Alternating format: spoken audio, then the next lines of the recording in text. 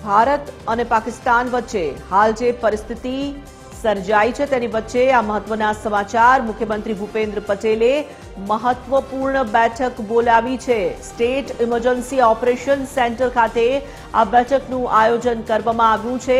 મુખ્યમંત્રીની અધ્યક્ષતામાં વરિષ્ઠ સચિવો, સંબંધિત જિલ્લાના વહીવટી વડા અને પોલીસ તંત્ર સાથે સમીક્ષા બેઠક થઈ રહી છે। ભારત પાકિસ્તાનના તણાવ વચ્ચે આ મહત્વપૂર્ણ સમાચાર।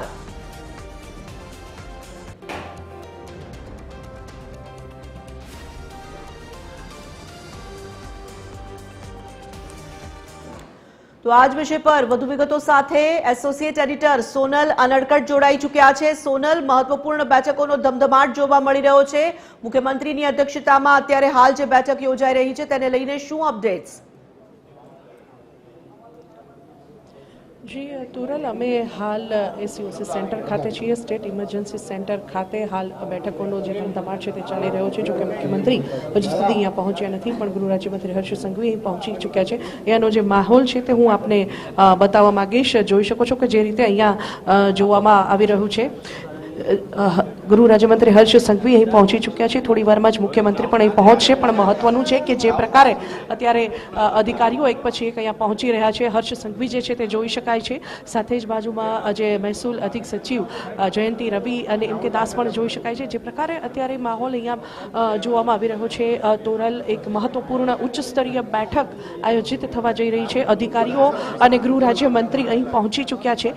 पण हवे जे महत्वपूर्ण है तो ये कि मुख्यमंत्री राह जोवाई रही है। साथ साथ महत्वनुं है कि नेवी, एरफोर्स और बीएसएफ आ त्रणेयना जे वडा है अधिकारीओ है तो अहींया पहुंच्या है। बीएसएफ डीजी पण अहीं पहुंच्या है। सौथी महत्वनुं है कि जे प्रकारे सरहदी 1800 किलोमीटरनो लांबो दरिया किनारानी साथे साथे ज जमीनी सरहद जे छे गुजरात ने पण એટલી જ લાંબી છે અને કચ્છ સહિતના જે જિલ્લાઓ છે તે સરહદી જિલ્લાઓમાં સમાવિષ્ટ થાય છે અને આ સરહદી જિલ્લાઓમાં કયા પ્રકારે સુરક્ષા વ્યવસ્થા ગોઠવવી તે જે સુરક્ષા વ્યવસ્થા છે તે બીએસએફ હસ્તક છે અને તે અંતર્ગત આજે બીએસએફના ડીજી પણ અભિષેક પાઠક પણ અહીં ખાસ આ બેઠકમાં ભાગ લેવા માટે પહોંચ્યા છે।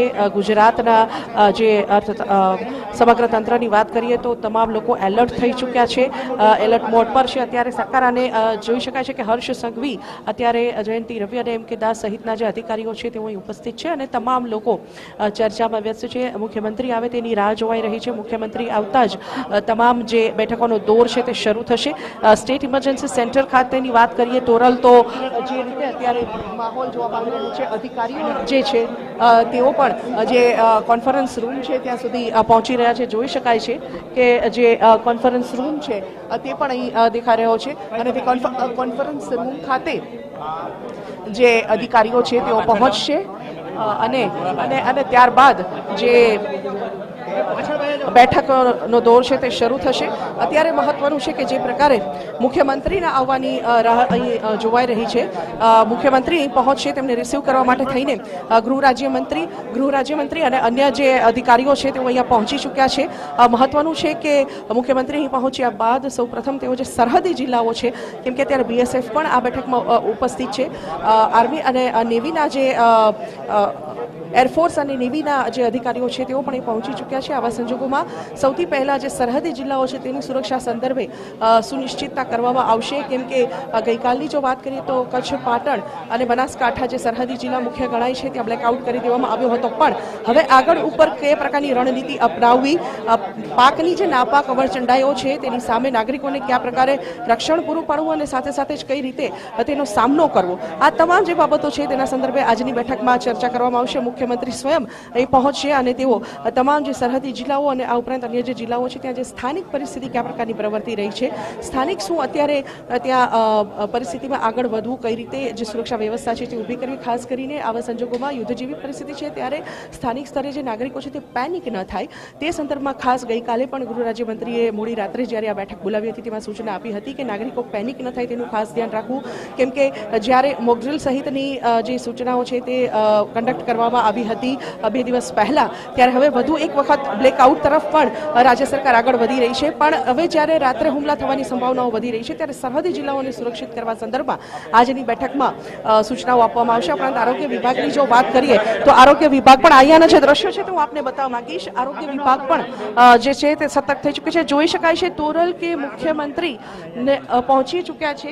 જે રીતે અત્યારે માહોલ સામે આવી રહ્યો છે, મુખ્યમંત્રી પહોંચી ચૂક્યા છે. જોઈ શકો છો સ્ક્રીન પર તોરલ મુખ્યમંત્રી આવી ગયા છે, સાથે જ હર્ષ સંઘવી અને મુખ્ય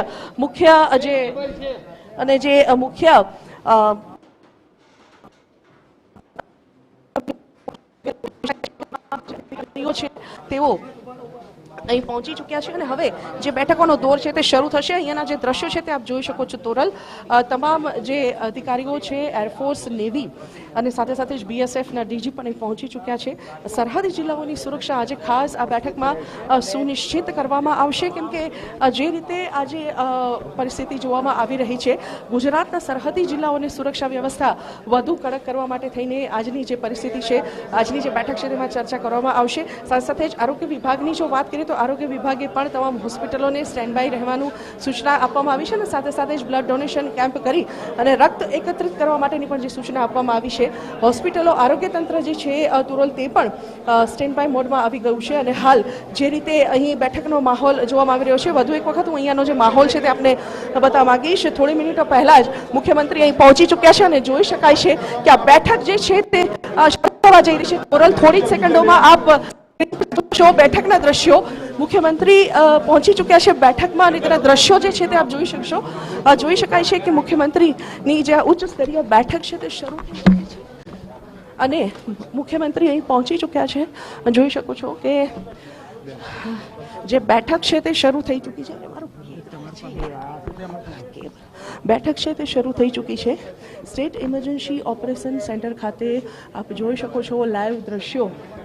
મુખ્યમંત્રી પહોંચી ચૂક્યા છે. મુખ્યમંત્રીની સાથે જ એરફોર્સ, નેવી અને સાથે સાથે જ BSFના DG સહિતના જે અધિકારીઓ છે તેઓ અહીં ઉપસ્થિત છે. તમામની જે આ બેઠક છે, ઉચ્ચ સ્તરીય બેઠક કે જેમાં ગૃહ રાજ્યમંત્રી હર્ષ સંઘવી અને સાથે જ મુખ્ય સચિવ પંકજ જોશી સહિતના જે અધિકારીઓ છે તેઓ અહીંયા ઉપસ્થિત છે.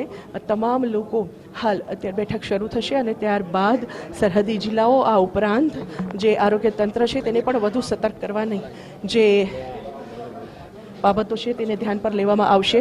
જોઈ શકાય છે કે જે રીતે અત્યારે માહોલ જોઈ રહ્યા છો, બેઠકનો થોડી વારમાં જ પ્રારંભ થશે. આ શરૂઆતના જે દ્રશ્યો છે તે આપ જોઈ રહ્યા છો. તુરલ તમામ જે આર્મી, નેવી, એરફોર્સ અને BSFના જે અધિકારીઓ છે તેઓ અહીં જોઈ શકાય છે. તમામ લોકો અહીં પહોંચ્યા છે. થોડી જ સેકન્ડોમાં જે આ બેઠક છે તેનો પ્રારંભ થશે. અધિકારીઓ, ઉચ્ચ અધિકારીઓ પણ અહીં બેઠકમાં પહોંચ્યા છે. જોઈ શકો છો લાઈવ દ્રશ્યો આ બેઠકના. સમીક્ષા જે હાલ અત્યારે આ બેઠકમાં થઈ રહી છે તે સૌથી મહત્વનું છે કે દરિયાઈ સુરક્ષા, જે 1800 કિલોમીટર લાંબો દરિયા કિનારો છે, કોસ્ટગાર્ડના પણ જે અધિકારી છે તે પણ અહીં પહોંચ્યા છે. આવા સંજોગોમાં જે દરિયાઈ સુરક્ષા છે અને સાથે સાથે જમીની સુરક્ષા કે જેના સંદર્ભે BSFની સાથે ચર્ચા કરવામાં આવશે. BSFની સાથે પણ ચર્ચા કરવામાં આવશે. આ જે દ્રશ્યો છે તે આપ જોઈ રહ્યા છો કે તમામ જે અધિકારીઓ છે તેઓ અહીંયા પહોંચી ચૂક્યા છે અને ટૂંક જ સમયમાં આ બેઠક જે છે તે શરૂ થવા જઈ રહી છે. અહીંયાના જે દ્રશ્યો છે આપ જોઈ રહ્યા છો તુરંત લાઈવ સ્ક્રીન પર કે જે બેઠક છે તેનો પ્રારંભ થઈ ચૂક્યો છે અને હવે થોડી ક્ષણોમાં જ આ બેઠક શરૂ થશે અને ત્યારબાદ જે સરહદી જિલ્લાઓની સમીક્ષા આજની આ બેઠકમાં કરવામાં આવશે. આ ઉપરાંત સમગ્ર રાજ્યમાં આરોગ્ય તંત્રને પણ એલર્ટ આપવા સહિતના મુદ્દે જે ચર્ચા છે તે કરવામાં આવશે. જે પ્રકારે કાશ્મીરમાં સરહદી ગામોમાં ગઈકાલે પાકિસ્તાન તરફથી ગોળીબાર કરવામાં આવ્યો છે, મોર્ટાર છોડવામાં આવ્યા છે, આ પ્રકારની જે હરકત પાકિસ્તાન તરફથી કાશ્મીરમાં કરવામાં આવી છે તેવી હરકતો અહીંયા ન થાય અને જો થાય તો કયા પ્રકારે તેની સામે ઝઝુમવું તે સહિતની જે રણનીતિ છે તે આજની બેઠકમાં તૈયાર કરવામાં આવશે. મુખ્યમંત્રી અહીંયા પહોંચી ચૂક્યા છે અને હવે આ બેઠક જે છે તે શરૂ થઈ ગઈ છે. જી બિલકુલ સોનલ, બેઠકમાં શું ચર્ચા થાય છે તેને લઈને તો જાણકારી આપની પાસેથી બેશક મેળવીશું, પરંતુ આપની પાસેથી જો બેઠકના પ્રોટોકોલ દરમિયાન તમે વાત કરી શકો તો હું એ જાણવા માંગીશ કે 18 જેટલા જે જિલ્લાઓ ગુજરાતના છે તેને હાઈ એલર્ટ પર અત્યારે હાલ મૂકવામાં આવ્યા છે, પરંતુ સામાન્ય જનતા માટે સૌથી મહત્વપૂર્ણ આ દિવસો એટલા માટે પણ પુરવાર છે કારણ કે જે રીતે સમાચારો આપણે સતત પહોંચાડી રહ્યા છે, લોકોમાં પેનિક પણ જોવા મળી રહ્યું છે આ પરિસ્થિતિને લઈને. એક તરફ તેઓના જિલ્લામાં એલર્ટ પણ આપી દેવામાં આવ્યું છે. પેનિક ન ફેલાય તેના માટે પણ શું સરકારે કોઈ પગલાં લીધા છે? શું વિચારણા તે દિશામાં ચાલી રહી છે?